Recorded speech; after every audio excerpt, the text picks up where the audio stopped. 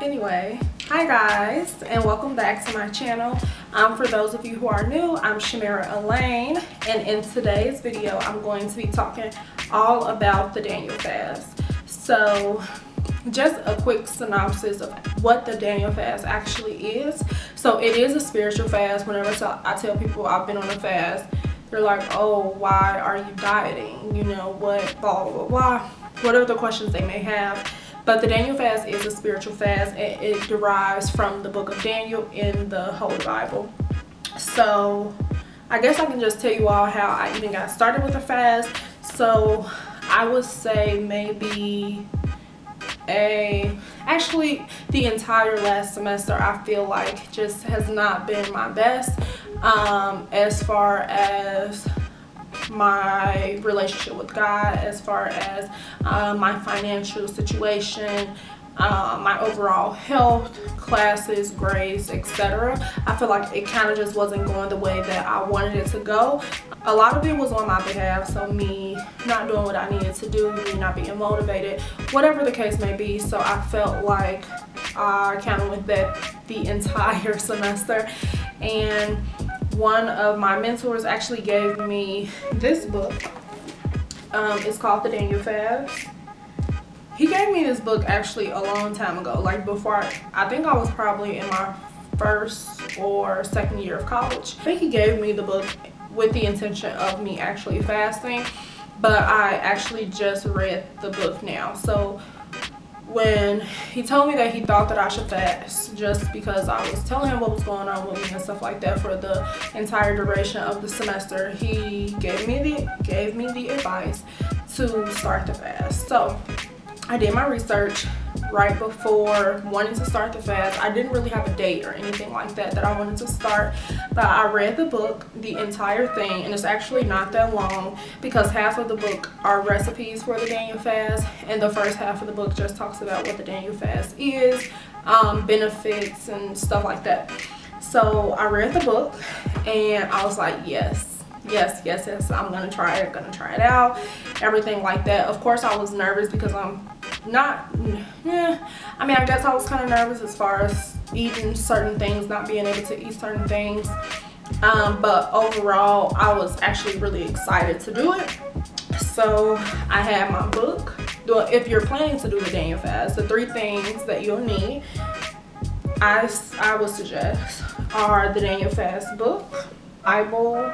I mean, it really doesn't matter which Bible you have, but I have the King James Version.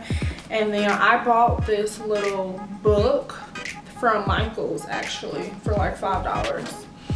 And it says spiritual, and inside it has like these daily devotional, and it has a space where you can put like scriptures that you want to remember, today's focus, what you want to focus on, any notes, thoughts, questions you have. It does have a gratitude section where you can write down what you're grateful for, and any just additional notes. So I do use this book for my daily devotional. So let's rewind back. So when I first started the Daniel fast, it was January 23rd, and my goals were to become closer to God, but to also learn more about what it means to be patient and understanding. Just because I felt like those were the things that I was lacking most in my life, and I really did want to learn. I really did want to learn how to be patient with myself, with my growth, but also with other people, and things outside of my control. And then understanding, so just understanding myself, understanding where my life is going, and also understanding other people. So that was my focus. So I kind of researched scriptures or stories in the Bible that talk about patience and understanding, and I also wrote those down in my journal for like my daily devotional. And what I would do is I would take each day, I would research a different scripture or a different story, and I'll write it down in my devotional, and I would try to apply it to my life somehow. One of the quotes that I kind of wrote down from the Bible, it talks about Jesus being the author and the finisher of our faith, one who was set before us to die on the cross, and things like that. And I guess for my everyday practice, I was trying to mimic that. So well, I'm not going to say trying to mimic that, but I would think about that scripture whenever I was faced with a situation where I had to be patient. So that was my go-to scripture when I needed to be patient, if that makes sense. So not necessarily mimic exactly what happened in that particular scripture, but whenever I thought like, oh my God, like I'm getting so irritated because of this, you know, or like this person really needs to answer the phone, or like, you know, something like that, I would literally think of that scripture. Now those are just like smaller examples, but you can get deeper into it. So that was my go-to scripture for that. And with my daily devotional, there's also devotionals in the back, day 1 through 21, in the back of the book that I read every single day. And I kind of just, after that, have a conversation with God about what I just read and how I can apply it to my life, and things of that nature. So that's kind of like the spiritual side of it, and what I did spiritually to feed my spirit man, because it is a spiritual fast, and the main focus of the fast is becoming closer to God, and you know, looking at the goals that you really want to reach in life. That's the spiritual side of it. Now the physical side of it, which I have been getting a lot of questions about. So the physical side of it is definitely the eating portion. Okay, so during the day fast, you cannot eat a lot of things. Let's just say that. It's basically veganism. It's basically veganism. You can't eat chicken. You can't eat fish. You can't eat cheese. You can't drink milk. You can't have yogurt. No fried food, so no potato chips. You can't eat anything with any preservatives. You can't eat anything with any added sugars. So a lot of the things that I have been eating are lots and lots and lots and lots and lots and lots and lots and lots of fruits. Probably eat fruit more than like 5 times a day. That's how much I'm consuming fruit. I eat a lot of vegetables. A lot of the time I eat vegetables with brown rice and beans. So okay, because it's probably getting a little confusing. So I'll show you an example of what I would eat every single day. So in the morning, I would maybe toast some whole wheat bread. I would toast some whole wheat bread, put some peanut butter on it, because you are allowed to eat peanut butter. Put some peanut butter on it. I would slice up some banana, and put those slices on my toasted bread with the peanut butter, and then I would like sprinkle some chia seeds on it. So that is something I would eat for breakfast. For lunch, and I would snack in between. So I would have peanuts. You can't eat peanuts, so I would snack on peanuts or raisins or craisins. What else did I snack on?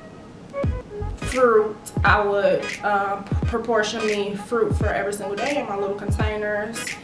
And what else? But yeah, so that's what I was snacking on. And then for lunch, my lunch was pretty basic. So I would either have brown rice, vegetables, and beans. I usually keep the brown rice and beans, and I switch up my vegetables. So this week I had broccoli, and last week I had like a mixed vegetables, kind of like a stir fry. Yeah, so my lunches are pretty basic, and then I snack again. I did find the skinny pop, so you are allowed to eat skinny pop because it doesn't have anything in it but popcorn, oil, and salt. So I eat that as a snack as well. And then for dinner, I try to be creative with my dinner because I am meal prepping this, and I don't want to get so bored, especially with me having a very bland lunch. So for dinner last week, I made a pasta, and since the sauce is like Alfredo sauce, pasta sauce from the grocery store, have that added sugar. It has a lot of added sugar and like other stuff in it that you can't eat. I just mix mine and saute mine with oil.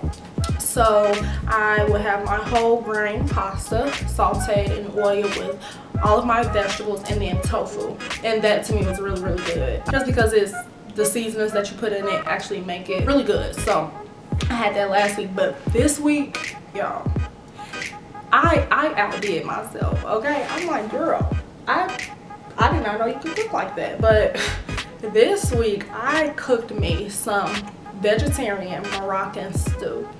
Now you know, shameless plug, but you should go check out my Moroccan vlog if you haven't already.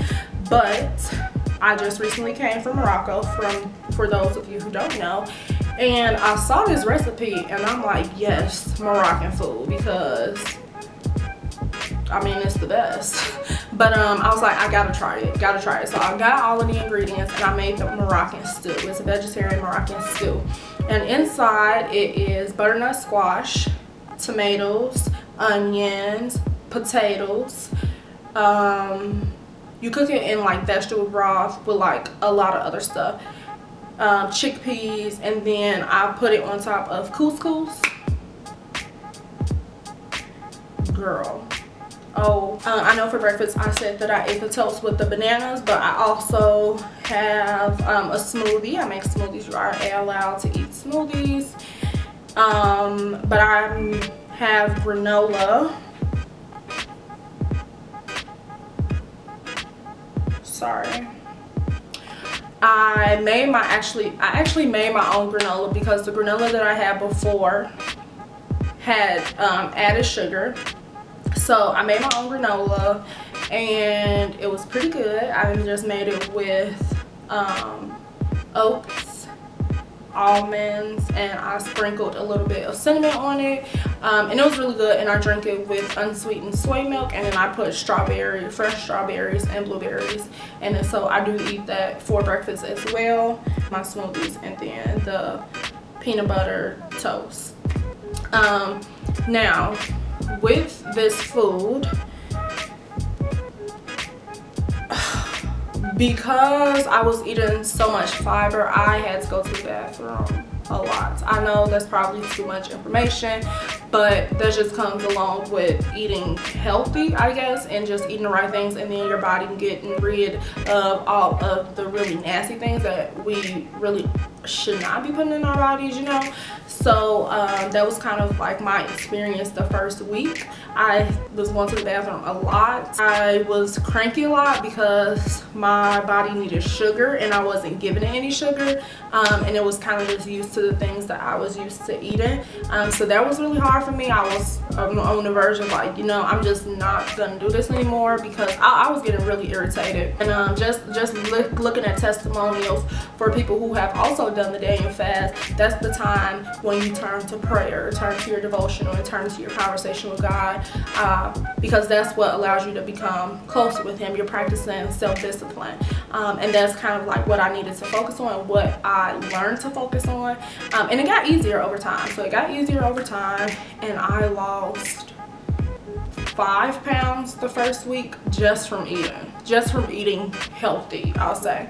I'll definitely post pictures from when I started up until now. I mean, it hasn't even been that long, maybe half of the time, because the fast is 21 days, but the results are remarkable just from eating well. And even from the reviews that I've seen for people who have actually done the fast, have said that they've continued the same eating habits after the fast is even over, just because of the health benefits from it.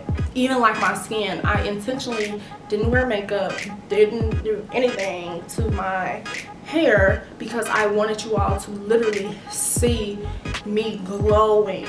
Like, oh my God, I'm gonna post pictures of how my skin was prior to me doing this fast, and I cannot tell you, girl, my skin is flourishing. A lot of it has to do, I mean, of course, cleanliness, so like not really touching my face, changing my pillowcases, all of those things like that. But as far as my diet and the fact that I can only drink water, that's another thing on the day that you can't drink anything but water. You can't drink orange juice, tea, coffee, none of that.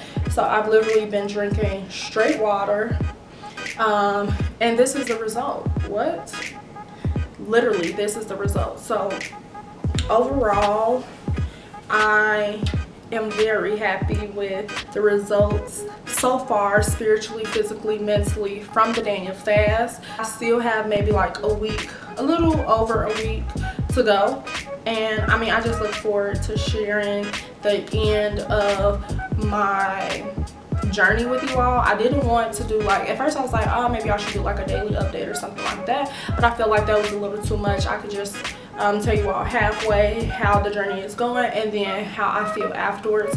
I might film maybe like a meal prep of something that I would eat throughout the day, just to give you all a close-up of how things work and stuff like that. But overall, I think that it is a very rewarding experience. It is hard, but like I said, it's teaching you self-discipline and just teaching you so many other things other than self-discipline. But that is all for this video. If you all have any questions about the Daniel fast, please ask them in the comment section down below. I will be more than happy to answer any questions that you may have regarding the spiritual aspect of it, the food aspect of it, the physical aspect of it, because I still work out. But yeah, so just ask me questions down in the comment section below. I hope this video is something that you all enjoyed. And I'll see you all in my next video. Bye guys.